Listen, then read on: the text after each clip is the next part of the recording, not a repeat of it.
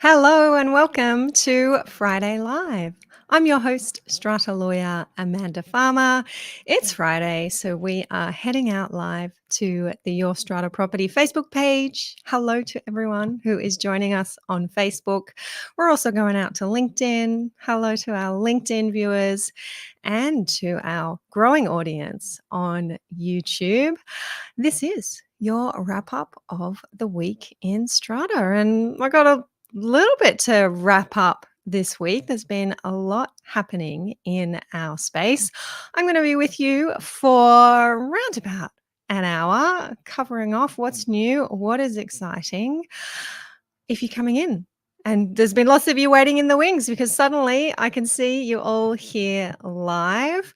Give me a hello. Let me know what you've been up to. Some of you, maybe our New South Wales managers, are recovering from the SCA New South Wales 2024 convention, which has been happening in Sydney the last couple of days. Gala dinner, it would have been last night. If you're feeling a little bit weary from that, this is a special place for you. We are sympathetic to that.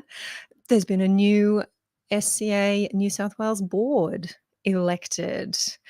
Apparently, the number of candidates who put their hands up to be elected to the board was equal to the number of vacant positions. So everyone who put their hand up to volunteer their expertise for the New South Wales board, SCA, has been appointed. SCA has welcomed Robert Anderson, Natalie Fitzgerald, Leanne Habib, Lisa Pereira, Rod Smith, and James Stewart to the board. So congratulations to all of those who are now serving on the Strata Manager chapter of the SCA New South Wales board. Hey, Debbie, who is saying hi. Good afternoon to you, Sean O. Hey, Leonie. Hi, Jan. Hello to Michael and Petra. Hope you're all feeling good. I have had a mixed week of client work, some content delivery here online.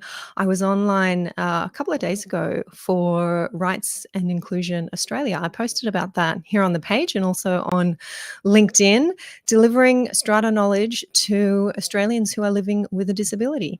And in my post this week, I highlighted how important it is for people with a disability to understand how strata works, especially when they may be needing some improvements, some upgrades to the common property to make sure that their specific accessibility needs are met. And, the law is not as clear cut as I think it could be in that area when it comes to the question of whether or not our owners corporations do need to be upgrading the common property to cater for those particular requirements. So that is just one of the items that I think those who are buying into Strata need to be aware of. And it was great to have that opportunity to deliver some Strata knowledge to that particular group of people. Sean M is saying, what did I miss about SCA New South Wales? Hello, Sean M. Hello, Maureen, who is coming on in. Sean M, you weren't at the convention, but you may know we have a new SCA New South Wales board now. I'll let you catch up on that one. Hey, Henry. Yes, accessibility is so important indeed. Okay, looking metal today, Amanda. Yeah, got my rock chick going today. Not sure if it really reflects our content, but I think Strata's pretty rock and roll anyway, most of the time, even when we're talking about delegated authority under Strata managing agents agreements. Totally cool.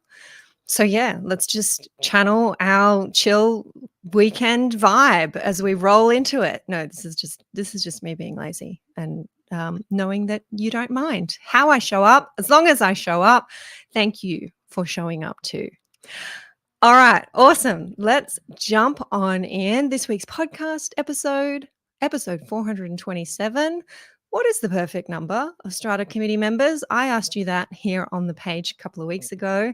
You all very helpfully chimed in with your thoughts, with your comments. You threw numbers at me. You threw opinions, ideas. comments, some of which I have repeated on the podcast. Have a chat, see if you have a listen, rather, see if you have been featured in this week's podcast episode. Is there a perfect number? Perhaps instead there's a perfect personality for our strata committees. Really important, whether you are a committee member, a strata manager, or someone who has just said, no way, I would never, ever serve on a strata committee. If you're a strata owner, you have a say in who should be serving on your strata committee. So good idea to turn your mind to the types of attributes you may want to see your committee members having. And that's definitely something that we have covered off. It was just me. I have covered off in this week's podcast episode. Hey, Suzanne, coming in, and Desert, good to see you. All right. You guys are really getting into the chat there. That chat's moving fast for me as you all come together here on a Friday. I know you all get to know each other really well as well. So that's lovely to see those hellos going back and forth there in our chat box. I am going to get to the main event for today, which I suspect that may be the reason why many of you are tuning on in here live. I can see you coming on in. The main event being ABC's most recent reporting on our strata management industry. I'll take you over to that article that I mentioned in my email, inviting you here today if you haven't caught it already. And look, I've been prepping for about the last half hour, 45 minutes or so to do a pretty deep dive on delegated authority, take you over to have a look at what a schedule to a strata managing agency agreement actually looks like. Some of you will have been in strata for a long time, and I bet you never flicked to the back of the contract and had a look at that schedule. Maybe it looks a little bit scary. Lots of words, lots of numbers. Only really care about what's on the front page. For reasons that the ABC has pointed out within the last week, you might want to be having a close look at those back pages. And today I'm going to show you how to read those back pages and hopefully explain to you what it is that they mean. So we'll definitely get into that today.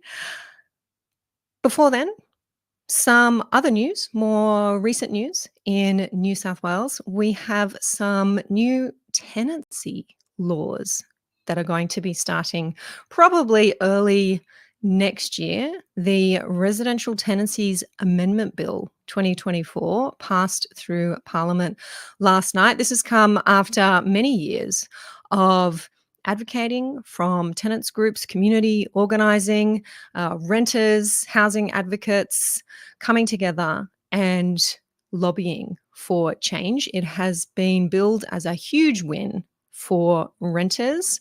We have the link here for you to the New South Wales government press release announcing these changes. These are a range of reforms focused on eviction protections, pet-friendly renting, rent increases, and payment rules. The Chris Minns Labor government here in New South Wales say that these are the most significant rental reforms in over a decade in this state. And I'm talking about rental reform on our Friday Strata chat because the University of New South Wales City Futures Research Centre has told us that most apartment householders rent. Most people living in strata are renters. And that means, logically, most people who own strata properties are investors. So these are really important laws. If you're a tenant, if you are an investor, really important for you to be across. You can click through to the government press release. There's also a bit more of a readable summary that was published on realestate.com.au. We've got both links there for you. Rochelle will pop them into the chat for me. In summary, top 3 reforms, I think: ending no grounds evictions. So under these new rules, landlords have to provide valid reasons for ending a tenancy, and there will be significant penalties for landlords or agents who don't do that, don't provide those valid reasons. And that's not just for month to month tenancies. That is also where a fixed term is coming to an end and is due for renewal. The landlord is going to have to provide a valid reason if they're not going to enter into a new fixed term or they're not going to continue that tenancy. So important to have a look at that if you are an investor owner and if you are indeed a tenant, perhaps a bit more security there coming for you when it comes to staying in your home. If there is going to be a termination, reasonable grounds for termination are apparently going to include things like where there's been a breach of the tenancy agreement, where there is a proposed sale of the property, if there are significant renovations or demolition work that needs to be done, the landlord or the family are going to be moving in, and situations where the property will no longer be used as a rental. We are yet to see some regulations that set all of this out clearly and give a little bit more clarity around what some of these reasonable grounds would be. Pet-friendly renting. All renters in New South Wales now have the right to request permission to keep pets. Landlords can still refuse with a list of reasons that will be set out in the legislation. If consent or a reason for refusal isn't provided within 21 days, then it is considered that consent is automatically granted. If the tenant doesn't agree with any refusal, then they will need to apply to the tribunal. So this is a question that definitely comes up in Strata, where we have in the past talked a lot about, can we keep pets? What's the process for pet approvals? And that always relates to the relationship between the owner's corporation and the occupier in the building who wants to keep a pet.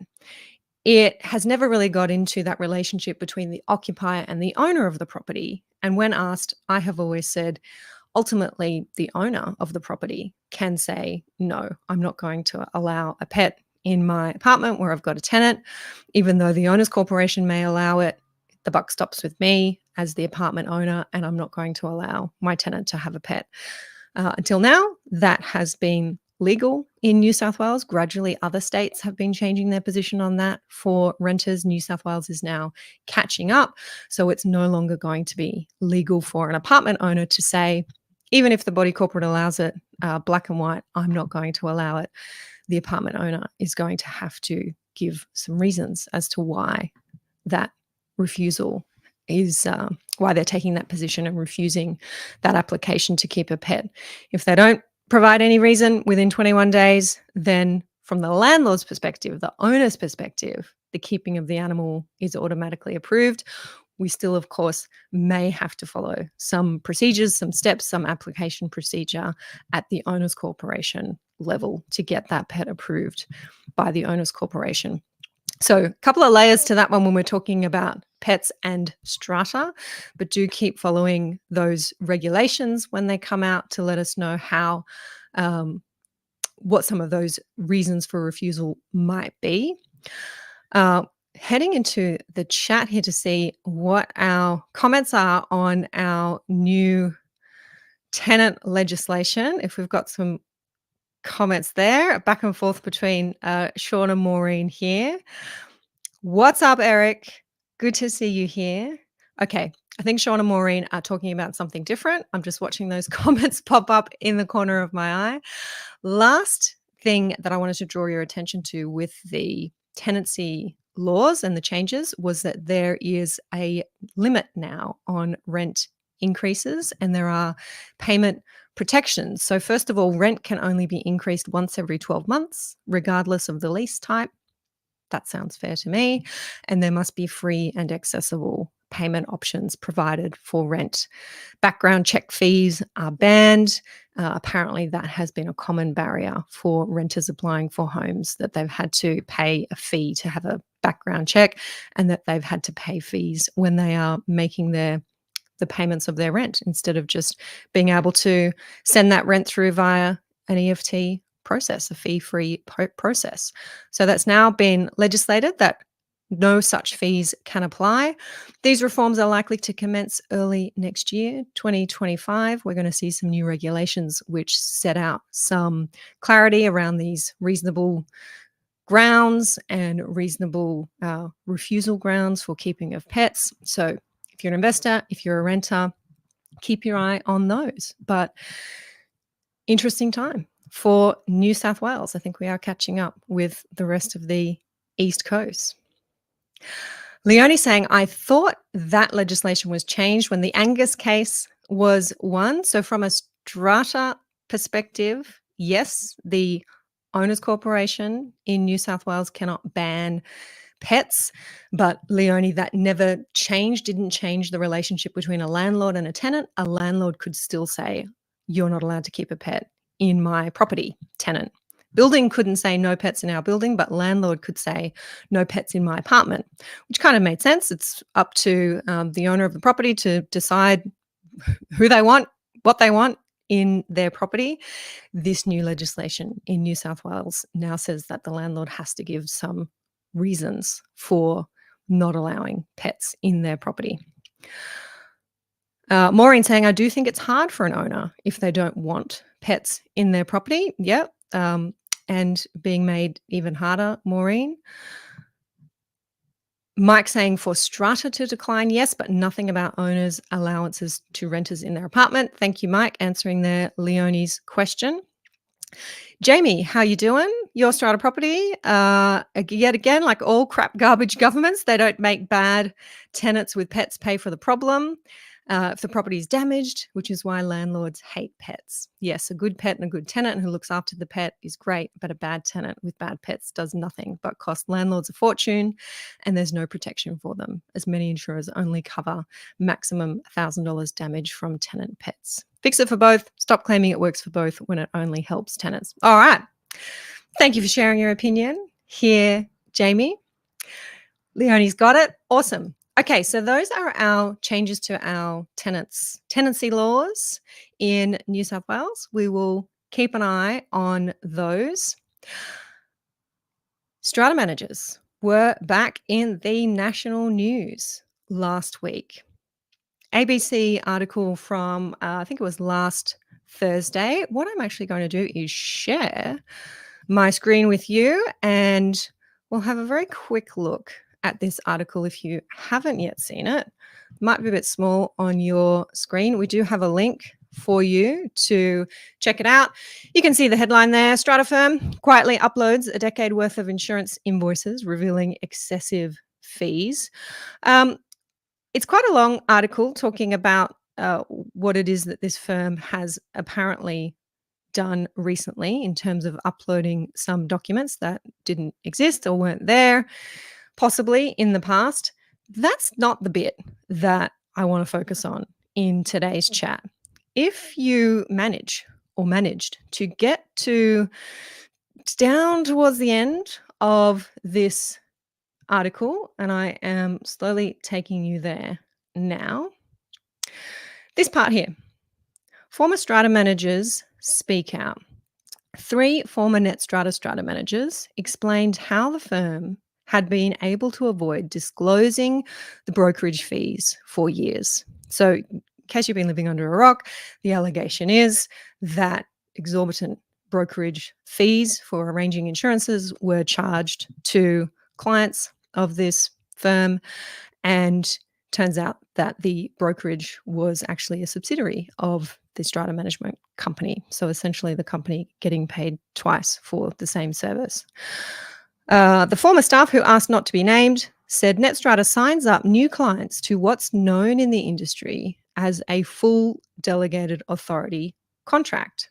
This type of managing agency agreement allows the firm to make decisions on behalf of the strata committee. The scheme delegates to the agent the roles of chairperson, secretary, treasurer, the strata committee, public officer of the scheme, authorized representative. The agreement reads. The ex-NetStrata staff said as soon as the client signed the agreement, NetStrata was able to appoint its subsidiary, SIS, as insurance broker. Some contracts allowed NetStrata to pay SIS's brokerage fees without disclosing the cost to the Strata Committee and adopt its recommended insurer without seeking approval for the quote, if within budget, they explained. The ex-employees said while delegated authority agreements were not uncommon, they often had strict limitations or were viewed as an emergency measure, such as to fix a broken window without approval. NetStrata had an extreme interpretation, they said, which viewed the agreement as granting total and unfettered power to the Strata manager. During their time in the company, the former managers collectively held more than 100 apartment buildings across their portfolio. SIS was not the broker for almost all. All right, so this is the part that I wanted to talk about today. If you read this article, if you got that far, you read about this full delegation agreement, you may have had a question. How does that happen? What does that mean? What about my agreement with my Strata manager? Do we have this full delegation in place? How do I find out about that? Leonie saying yes, sort of like compulsory. Interesting point, Leonie. May sound like a little bit like a compulsory manager. What I'm going to do in explaining this and walking you through perhaps some things to look out for, some benefits perhaps of delegated authority, some limits on delegated authority, and some reasons why you might want to keep an eye on delegated authority. I'm going to start by looking at the New South Wales legislation and where is this authority question set out and how might it be handed over to a strata manager. So we'll do that now. I think I can stay sharing this screen. I'm going to flick over to the legislation, see if that pops up for you. No, it doesn't pop up for you. So I will get that one going.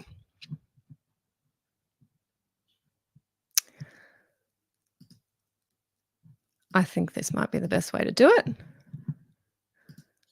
There we go. So this all starts with our Strata Schemes Management Act in New South Wales, Section 52, which is not what you're looking at right now. I'll try that again. Section 52. There it is. I'm going to make that a little bit bigger for you on the screen. Section 52 is titled An Owner's Corporation May Delegate Functions to their Strata Managing Agent. How do you do that? You do that by the instrument appointing a Strata Managing Agent. That is your contract. That is your contract with your Strata Manager. The legislation in legal speak calls it an instrument appointing a Strata Managing Agent.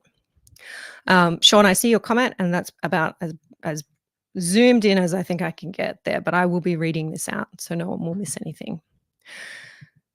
By that contract, you can delegate to your Strata Manager all of the owner's corporation's functions or any one or more of its functions that are specified in that contract, or all of the functions except those that are specified in that contract. There are a few things you cannot delegate. Delegate lots, but there's a few things that the legislation says we can't go that far. You can't delegate to delegate. So we can't delegate a delegation under this section, makes sense. We can't delegate a decision on a matter that is required to be decided by the owner's corporation. What kind of decisions are they? Decisions that can only be made at a general meeting. So they are decisions to make a bylaw. We need a special resolution at a general meeting. To do that, we can't delegate that decision making to a Strata Manager. A decision to engage a Strata Manager cannot be delegated to a Strata Manager. A decision to engage a building manager can only be made at a general meeting. So we can't delegate that power. And specifically here in the section, a determination relating to levying or payment of contributions, we can't delegate that decision to a Strata Manager. So anything that must be decided at general meeting level, whether by ordinary or special resolution, can't be delegated to a Strata Manager. The delegation can be subject to conditions or limitations, and we can only delegate these functions if authorized by a resolution at a general meeting. So the way that this happens is you resolve to engage your strata manager at a general meeting. That's something that must happen. We have to have a resolution at a general meeting if we're going to engage a strata manager. And the contract that's appointing the strata manager needs to be on the agenda and attached to the agenda of that general meeting, because that is the instrument that contains, if there are any, these delegations. And the motion that you're resolving at the general meeting is appointing your strata manager pursuant to the terms and conditions of that contract. And this is why it's so important that that strata management contract is actually attached to the agenda and is referred to in the motion, because it's the contract, it's the instrument that then has these delegations in it. And because we can only delegate if authorized to do so at a resolution, owners need to be aware of, informed about, able to access the document that sets out all of these delegations. So it's something that we have talked about here in previous chats. Can we approve a strata manager's engagement if the agreement is not attached? I've always said I think that's problematic. I know our Supreme Court has had a different view when it's come to contracts that weren't attached and contracts that were otherwise accessible or tabled at the meeting.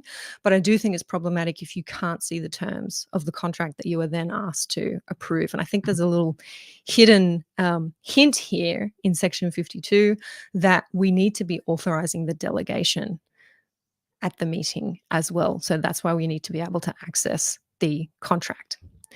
So Section 52 is that place where the power to delegate to a strata manager is set out. If we move on to Section 53, exercise of delegated functions by a strata managing agent. If we've delegated a function to an agent, the agent can exercise that function from time to time. This is important. Despite any delegation made under this division, the owner's corporation may continue to exercise all or any of the functions delegated. So even if you have, under your agency agreement, given your strata manager the authority, the power to hold and manage your books and records, this is a popular one. And I am going to take you over to an example of a schedule to a contract that has these delegations. You'll see managing the books and records, that's usually something where the box is ticked. Strata manager has full delegation to do that. Even if you have given your strata manager that delegation, you can still, as an owner's corporation, take care of that yourself, take over or deal with the management of your books and records. If you've delegated to your strata manager the job of attending to repairs and maintenance of common property, engaging contractors. You read in that ABC article that that's a common delegation where the strata manager has full authority. We've got to fix a broken window, I think was the example in the article. We've got to engage a plumber. Strata manager has delegated authority to do that. You can still, as an owner's corporation, make decisions about that, engage contractors directly, get that work done yourself without involving the strata manager. I think that's something that a lot of owners don't realize. We engage our strata manager, they do that under their contract. It means we can't do it. Not the case. And this is the section that says that is not the case. Despite any delegation, the owner's corporation may continue to exercise all or any of the functions that are delegated. Where this becomes really important or relevant, or where I see it come up, is where the functions of the chairperson, the secretary, or the treasurer have been delegated to the strata manager. And functions of the secretary might include drafting the agenda for an annual general meeting. Strata manager might do that. Secretary might not agree with the way the strata manager has done that, wants different motions on there, wants the agenda set out a different way. And an elected secretary, a committee member who is in that position of secretary, may feel that they don't have a say over that, even though that is one of their functions as secretary, to put the agenda together for the meeting. The fact is that even if your strata manager has the delegated functions of the secretary, you, the elected secretary, can absolutely still carry out those functions. Even if those have been delegated, you can still carry out those functions. That's in section 54. Functions of officers and strata committee may be given to a strata managing agent. This again was in the ABC News article that apparently this company was making sure that all functions of chairperson, secretary, and treasurer were delegated to the strata manager. And here's this confirmation of what I was just relaying there. However, the chairperson, secretary, and treasurer may continue to exercise all or any functions that the strata managing agent is authorized to exercise. If you are the treasurer, you want to look at those books and those accounts, you want to be approving those invoices, even if the strata manager has that delegated authority, you can still do that. Section 55, strata managing agent to record exercise of functions. An agent who exercises a function of the owner's corporation or an officer, that is a chairperson, secretary, treasurer, must immediately make a record specifying the function and the manner in which it was exercised. And strata managers, this is where I put this out to you. Are you doing this? The strata managing agent must give a copy of the records kept for the preceding 12 months to the owner's corporation at least once a year. Wherever you exercise a function you've been delegated, and that means maybe putting the agenda together, it means putting the budget together, it means sending a work order, it means placing insurances, it means engaging a broker, for example. If you are a strata manager and you have delegated authority to do these things, you must, under Section 55, make a record that you've done these things. And I think, to me, a record of specifying the function and the manner in which it was exercised, I would think that that's just the records that evidence you doing these things, the email instruction to the contractor, the work order that you've sent, and you have to give a copy of those records to the owner's corporation at least once a year. How are you doing this? If you are doing this, it doesn't say give access to the records. It says give a copy of the records. I'm wondering if simply telling your owners, here's a link to access the records. You'll find in there the record of exercise of delegated functions for the last 12 months. That would satisfy Section 55. It seems to be quite onerous, but I think if you keep everything in writing and you have what I have recommended previously, an open access record system where any of your owners can log in at any time and see what you're doing, then you'd be complying with Section 55. I am going to head over to those comments. There's a bit going on over there. Finally, I want to draw your attention to, no, there's two more. Section 56 basically says if you've got a compulsory manager in place appointed by the tribunal, then only that compulsory manager can be exercising that function. And finally, Section 57, breaches by the strata managing agent. If you have delegated a function to the strata manager and there has been a breach of duty, then if that breach of duty constitutes an offence under the Act, and that's specifically a section in the Act that says this is a penalty applies for breach of this section, then the agent is going to be guilty of that offence rather than the owner's corporation. Some buildings get excited about this and say, oh, okay, so then if the strata managers delegated the authority of, delegated the function of repairing and maintaining the common property, or delegated the function to engage contractors to carry out work, and that doesn't happen, then that's an offence under the Act and the strata manager is responsible. Not the case. A breach of Section 106, which is our repair and maintenance duty set out in our Act, is not an offence. It's not one of those sections where a penalty applies for a failure to comply. There are limited sections in the Act, breach of which constitutes an offence, and that's really important to have a look at. Okay, that's where I'm going to stop with going through our sections. You've got links to each of those in the comments here, but essentially we're looking at sections 52 to 57 in our Strata Schemes Management Act. That's the source of our power, the source of an owner's corporation's power to delegate functions. You can see that there are limits on that delegation. And most importantly, from my point of view, and what I would love for you to take away from this chat is that even if you have delegated all functions, all powers, all duties to your strata manager, you still, as an owners corporation, you still, as a strata committee, you still, as an office bearer, a chairperson, a secretary, a treasurer, have the ability to carry out those functions yourself. You don't just give up that right. That is clear in our legislation.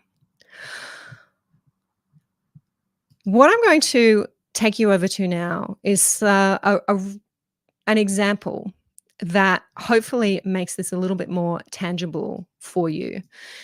I'm going to show you a sample schedule to a strata managing agent's agreement. And you will, especially if your strata manager is using the SCA template agreement, you will have this attached to your own strata manager's contract. And I recommend that you find these, that you have a close look at these schedules. Because when you give a strata manager authority, when you delegate authority to a strata manager, it's recorded. It's recorded in the contract. It's a contract you're approving at a meeting. And all owners who are voting on a motion to engage a strata manager should be looking at this part of the contract. It's usually a schedule to the contract. In this one, it's called Schedule A1. This is where you find out exactly what power, how much power that you are giving your strata managers.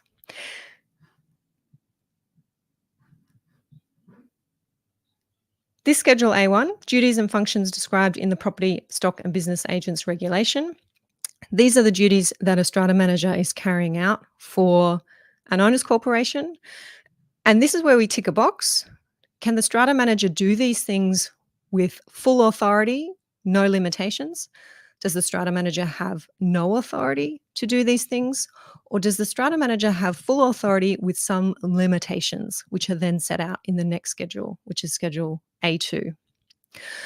So in this particular sample, the strata manager undertakes the financial management of funds and books of account.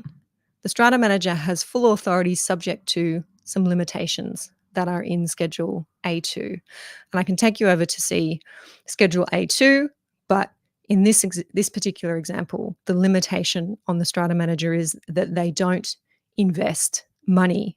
They don't open a term deposit account unless they are otherwise instructed to. But otherwise, they have full authority to manage the funds and the books of account without getting specific instructions from the strata committee or from the owners. Holding documents, maintaining records relating to the scheme, for example, the strata roll, notices, minutes of meetings. The strata manager has full authority, no limitations to do these things. So they don't need to get instructions every time they want to add to the strata roll, they want to change the strata roll, they want to update the records. They don't have to go and get instructions from the secretary, who otherwise has the function of maintaining the records. They can just do it without getting those instructions. You're allowing the strata manager to do this when you sign a contract that has these boxes ticked. Arranging building inspections and reports. The strata manager has full authority subject to limitations. I think you'll find if you went to Schedule 2, which we will do, this limitation says we can do this subject to instructions. We get instructions from the committee before we do this. Effecting repairs to and maintaining common property or engaging tradespersons. We can do this, but there is a limitation on our power, and that limitation, I suspect, is we do this if we've got instructions. Paying disbursements and expenses incurred in connection with the agent's management of the scheme. I want to highlight this one. In this sample, the strata manager has full authority, no limitations, to pay their own disbursements and expenses incurred in connection with their management.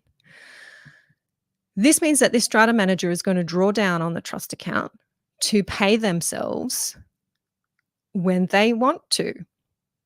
without having to go to the committee or to the treasurer to get approval to pay themselves to meet their disbursements and expenses connected with their management of the scheme. If you are an owner, if you're a committee who wants to approve payment from your trust account to your strata manager before your strata manager just draws that down and pays themselves, don't tick this box, full authority with no limitations. You want to tick the box full authority with limitations. And then in Schedule A2, you want to say subject to receiving an instruction from the treasurer or from the committee or whatever it is that you, the building, decide your strata manager needs before they can draw down from your trust account to pay themselves. I don't know, you tell me, but I have a feeling that it's very common to tick this box, full authority, no limitations, so the strata manager can pay themselves from your trust account without having to send you a bill, without having to wait for your consent. You can change that. You have the power to change that if you understand how this schedule works and you fill it in the way you want it filled in before passing that resolution to engage your strata manager and to approve this contract at a general meeting. Arranging insurance cover for the scheme.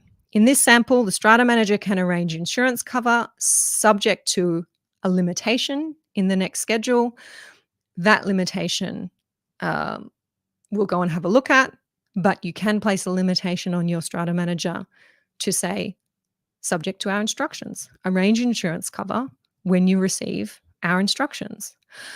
This could be, I don't know, I haven't seen the contracts that were mentioned in the ABC article. This could be the place where a box was ticked, full authority, no limitations, maybe all of these boxes. I think what we did hear from the former employees, all of these boxes were ticked, full authority, no limitations in that contract, which is what allowed the strata manager to go and arrange insurance cover on terms that they thought, well, on terms that they decided, let's say that, on terms that they decided, including making arrangements with brokers.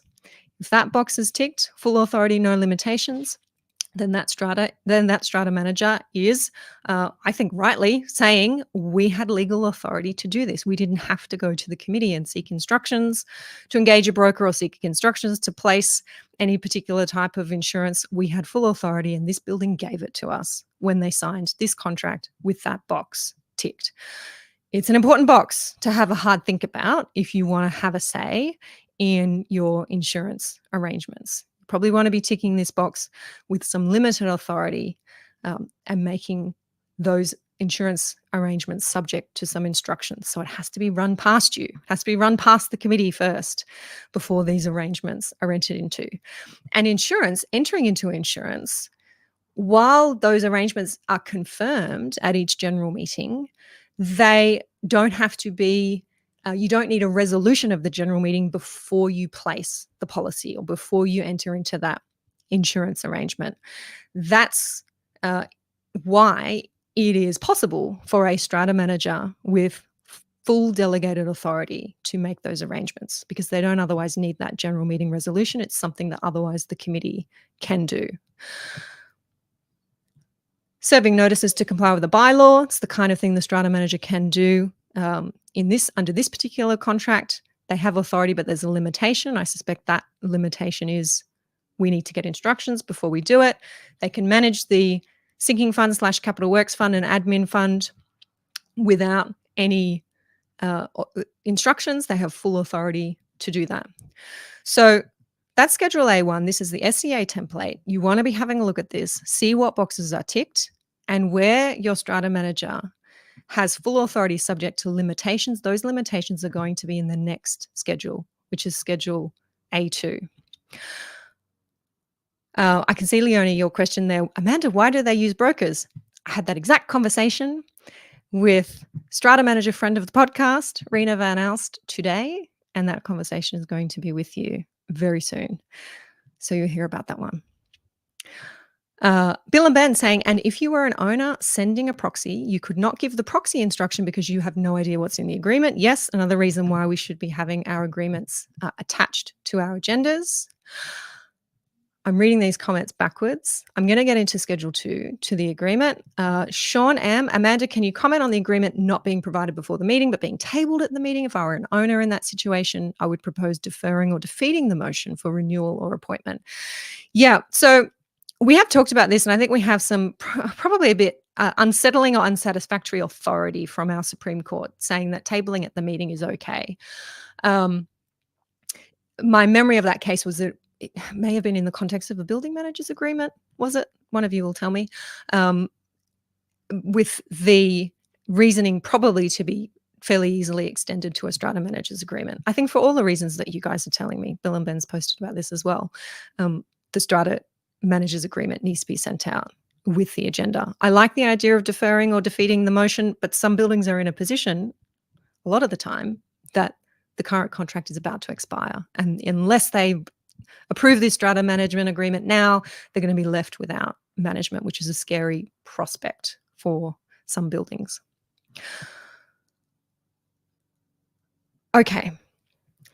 Lots of comments. What I'm looking for are any questions. Mike is saying, if a record is made by undertaking the function, in a sense, issue a work order, it goes to the portal, then would that comply if they had access to the portal? That's kind of my logic, Mike. I think so, but the wording in Section 55 says give a copy, give access to a copy.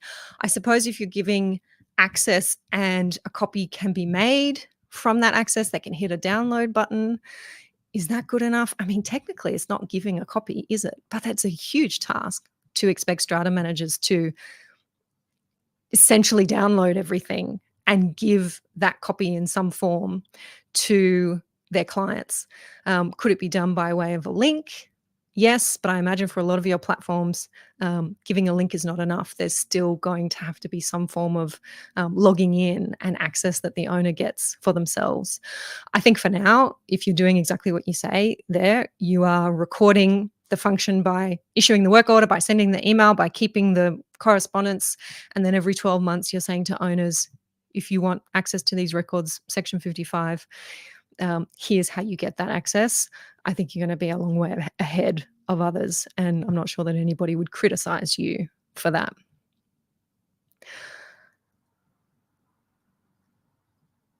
Okay. Sean is saying, who here gets Section 55 reports? Yep. And who gives them is my question of interest.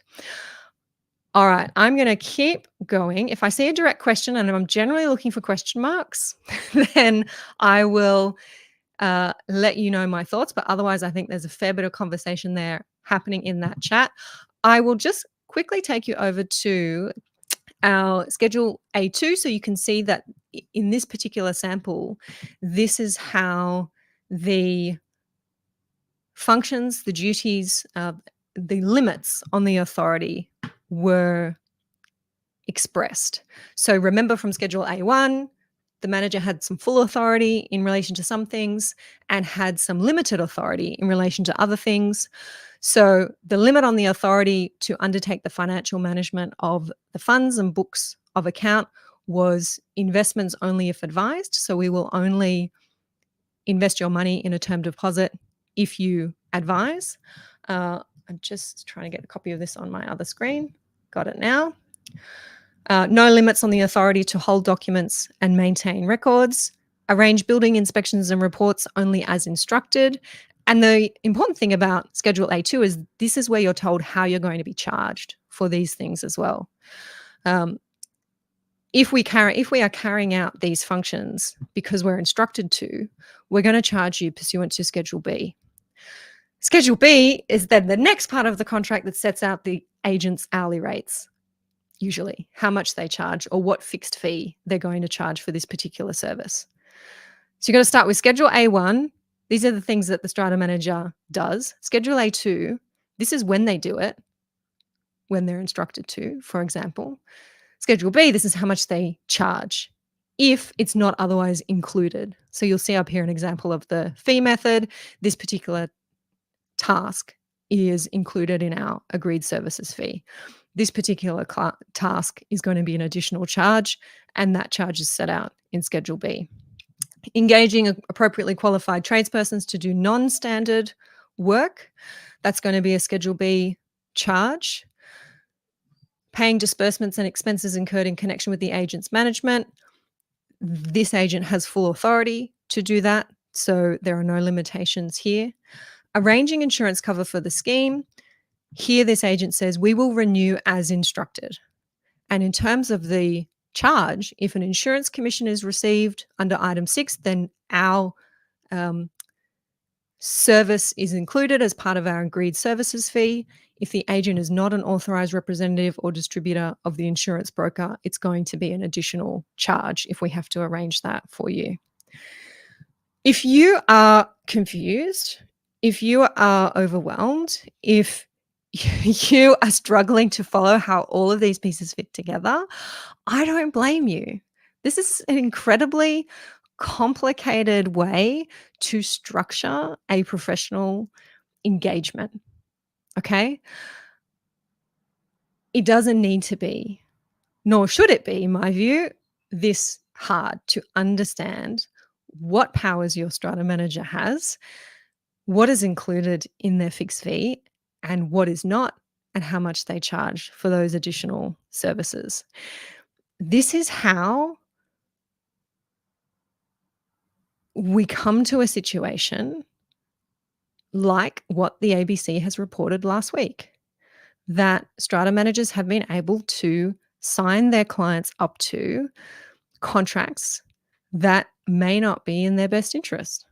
Strata managers have been able to utilize the services of other professionals like brokers that are charging unreasonable, excessive, exorbitant amounts for their services, because owners just don't understand that their strata manager has the legal authority to do this, and in fact that they gave their strata manager the legal authority to do this, because this is all set out in a very hard to read, hard to understand, hard to put together table or four annexed to a contract. It's not good enough. It needs to be far more simple than this. I've spent about the last half an hour trying to unpack this for you. I shouldn't have to do that, or you shouldn't need that. So hopefully you're getting the idea here of how these schedules work and why it is so important to be aware that they exist and to make sure that you are reading them well before you turn up to that annual general meeting to consider whether or not you're going to engage a particular strata manager, and if you are, what the terms are that you're agreeing to. I did have a look if there were any cases that touched on these sections in our legislation. Earlier, I took you over to sections 55 to 57 inclusive in our New South Wales legislation.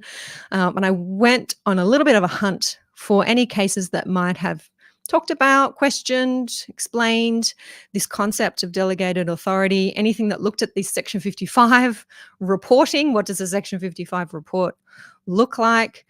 Couldn't find any, I have to say. Unfortunately, I did see some reference to the delegation of authority in a relatively recent Supreme Court case, and that was the Walker Corporation case and the owners of Strata Plan 61618, 2022 New South Wales Supreme Court case. That is the case that where the Supreme Court found that a strata management statement could not contain a bylaw. It was an invalid bylaw where the bylaw required the subsidiary strata plans to use the same strata managing agent as the BMC, if I'm remembering that correctly. That bylaw in a strata management statement, or that was it a clause in the strata management statement, was found to be invalid, that we can't bind our owners' corporations to use a particular strata managing agent. That's the Walker Corporation case, or the Walker Corporation case. Also in that case, and if we have a link here for you, if you want to go and check it out, you want to have a look from about paragraph 106 in those reasons, there is reference to this delegation of the owners' corporation's functions to an agent. And importantly, the court says, in theory, it is permissible to have a valid appointment of a strata managing agent without any delegation of the owner's corporation's functions to the agent. You could do that. You could sign up an agreement if the strata manager would agree to it, where all of those boxes, no authority, that middle section of the template schedule, that middle section is all ticked. The strata manager has no authority to do any of these things. It is technically possible that you could do that. It does, however, beg the question, why then would you be engaging a strata manager? And I think it would make the operations of your owner's corporation, the job of your strata manager, very, very difficult, very complex, because every decision would then essentially need to be made that wasn't otherwise made at a general meeting, need to be made by the strata committee, coming together and approving every work order, approving every addition to the strata role, making sure that the secretary, the treasurer, the chairperson were actually all carrying out their functions as they should be under the legislation. So there are good reasons why we give full authority to our strata managers to do certain things without having to come back to us all the time for instructions. And I think hopefully I don't have to say too much more to convince you of that. And this is why part of the reason I wanted to dig into this today is because sometimes I think in the media reporting, when we read something like, oh, wow, the strata manager had full authority with no limitations, full delegated authority to do these things. And that's why something terrible has happened to all of these buildings that are managed by this particular agency. It is not the case that full authority is always a bad thing. Okay. It is so important to have a look at the functions, the types of things your strata manager has full authority for, and to make sure that you are comfortable with that. There are good reasons why you might want to give your strata manager full authority to do certain things.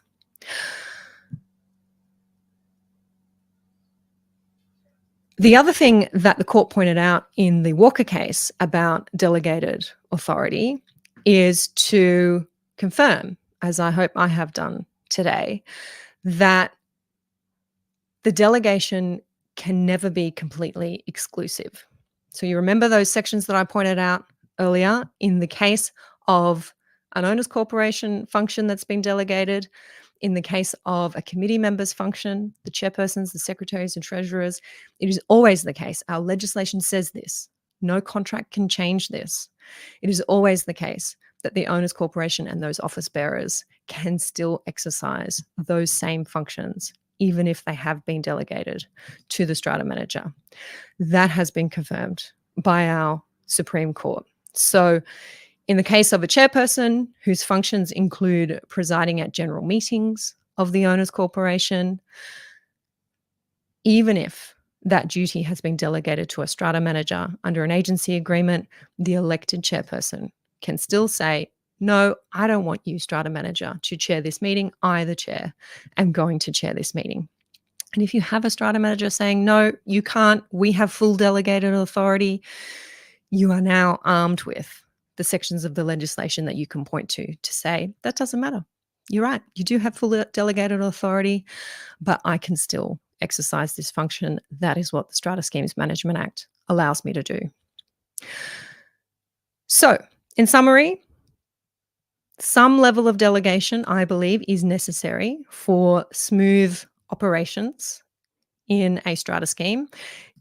If you are not going to delegate any authority to your strata manager, or if every delegation was subject to some kind of limitation, then you should be asking the question, why are we engaging a strata manager? But it's so important to be aware of what you've given full delegation for. I would be very surprised if many of you said to me, oh, Amanda, we read these schedules every year that we're signing up our agency agreement. I am quite sure that these schedules are foreign to most of you, even though most of you will have approved contracts and engaged strata managers in the past. Now you know they exist. Hopefully you have a little bit more insight into what they mean. And you're going to be having a closer look at them and understanding that it is open to you to change them before you sign the contract. Okay, we don't want to get messy and try to change contracts after we've signed them, but before you've signed the contract, to say, no, we don't want that box ticked. We need a limitation on that authority to place and arrange insurances. We want that limitation to be subject to our instructions. So you must come to us before you place a policy, before you engage a particular broker. You must come to us and get those instructions. Be aware that even if you've delegated authority, the owners corporation and the committee can still exercise those functions. And maybe, just for kicks, ask your strata manager to produce the Section 55 record of the exercise of their authority. See what they say. Maybe you'll get a link saying, here you go, log in. All your records are here. Wherever we have exercised our authority and carried out one of your functions, it is here in your documents. You may get a response, why? You may get a response, I don't know what you mean. You may get a response, what is the Section 55 record? I would be very interested to know what the response is if you were to request the Section 55 record from your strata manager. Remember, that is a record that an agent must make if they are exercising a function of the owners corporation or of an officer of the owners corporation. They must specify the function, the manner in which it was exercised, and have to give a copy of that record for the last 12 months to the owners corporation at least once in each year. If you don't think that's happened, ask for it. Let me know how you go. Leonie saying, great topic. Thank you. Samantha saying, thank you. Brilliant. Thank you very much, Samantha. And thank you, Maureen. I am going to wrap up there. I've just realized that we have gone over time today. Getting excited. I told you it was going to be a bit rock and roll. It's going to be a bit rock and roll today. We're not quite playing by the rules. I hope you all have a fantastic weekend in Strata. Go and do something enjoyable. Maybe it's going to be going through the schedules to your strata manager's contract and jotting down some questions that you might want to ask your committee or ask your strata manager directly. Hopefully what you've learned today has been helpful for that. Rest up, get ready for another big week in strata. Thanks very much. Catch you next time.